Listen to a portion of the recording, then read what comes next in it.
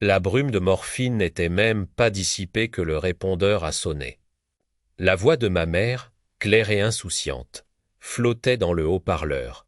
« Nous partons pour Léoyakov, inutile d'appeler. » Je me souviens d'être resté planté là, le regard fixé au plafond, le sang encore incrusté à la racine de mes cheveux, me demandant comment une famille pouvait paraître si vivante alors que j'avais failli mourir. C'est à ce moment-là que quelque chose s'est déclenché en moi. Pas cassé, cliqué. Mes parents disaient toujours que j'étais là responsable. Celle qui comprenait, quand ils avaient besoin d'aide, les frais de scolarité de mon frère. Une aide pour l'hypothèque, des urgences imprévues qui semblaient toujours arriver à point nommé. Je me suis dit que c'était par loyauté familiale. Je les ai crus. Pendant des années, j'ai viré de l'argent sur leur compte sans poser de questions, comme un membre dévoué nourrissant un cœur mourant.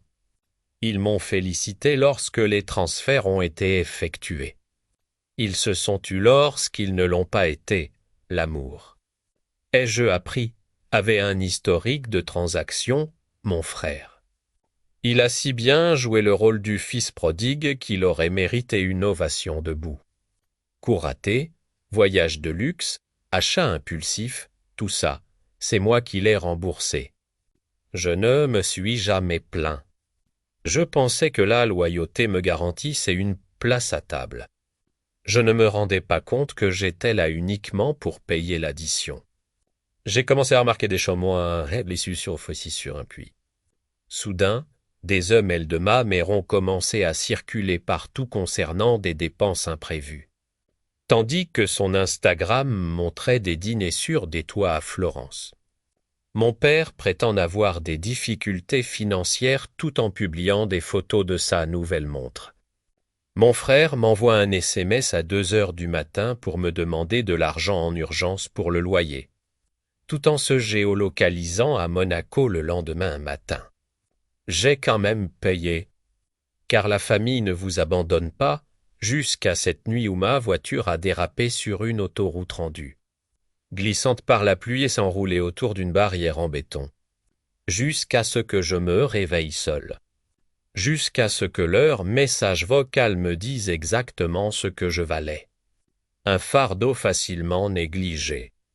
C'est à ce moment-là que j'ai cessé d'être leur filet de sécurité et que je suis devenu leur source de vengeance.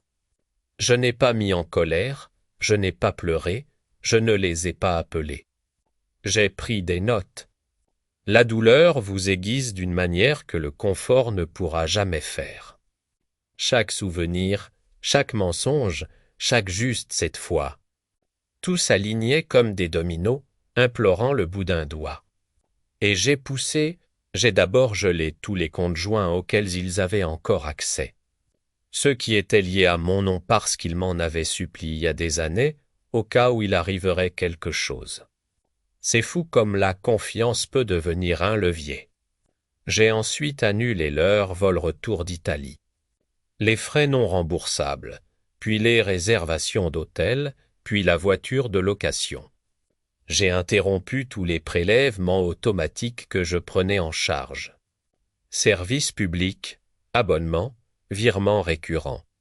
Observer le ralentissement du sevrage était plus apaisant que de respirer. Chaque geste était précis, silencieux, chirurgical. Je suis devenu le fantôme tenant le couteau derrière le rideau, 3 jours plus tard. Mon téléphone s'est illuminé de leur visage. La panique déformant les mêmes bouches qui m'avaient auparavant dit de ne pas me donner la peine d'appeler. Ma mère hurlait avant même que la communication ne soit établie. « Quoi » demanda-t-elle, la voix brisée. Mon père crie en ériplant à propos des banques, des cartes bloquées, des réservations impayées. Mon frère m'a insulté, m'accusant de les avoir laissées en plan. Sans argent, sans billet d'avion, sans moyen de rentrer chez eux. J'ai écouté calmement. Chaque mot qu'il crachait était une confirmation. Je n'avais rien détruit qui leur soit précieux. J'avais tout simplement cessé de la financer quand ils ont repris leur souffle, j'ai enfin pris la parole. Tu m'as laissé seul. Ai-je dit. Maintenant, je vous rends l'appareil. Ils n'ont pas compris. Pas encore. Mais ils le feraient. J'ai attendu leur retour éventuel à la maison. Après avoir emprunté à des amis, épuisé mes cartes de crédit, mendié auprès d'inconnus. J'ai attendu dans leur salon, celui-là même que j'avais contribué à payer. Ma mère entra la première, le visage déformé par la rage. Mon frère suivit, plus calme maintenant. Mon père en dernier, la colère diluée en quelque chose que je reconnaissais à peine, la peur. Je n'ai pas crié. Je ne me suis pas levé. Je sais tout, ai-je dit. Les voyages, les mensonges, l'argent que tu lui as versé dans mon dos. La façon dont tu m'as laissé pour morte, ma mère ouvrit la bouche, mais je la coupai. Ce n'est pas de la vengeance. Dis-je. C'est une question de responsabilité. Puis je leur tendis les documents. Séparation financière totale, mon nom retiré de tout, leur dette légalement effacée. Le lien familial brisé au maillon même qu'ils avaient l'habitude de tirer. Ils comprirent à un ce qu'ils avaient vraiment perdu. Pas mon argent, pas mon soutien moi, leur voix s'affaiblir. Leur colère se mua en supplication, mais le propre de la trahison, c'est qu'une fois la lame retirée, la plaie ne se referme jamais. En sortant de cette maison, je ne me retournai pas. Leur monde s'écroula derrière moi.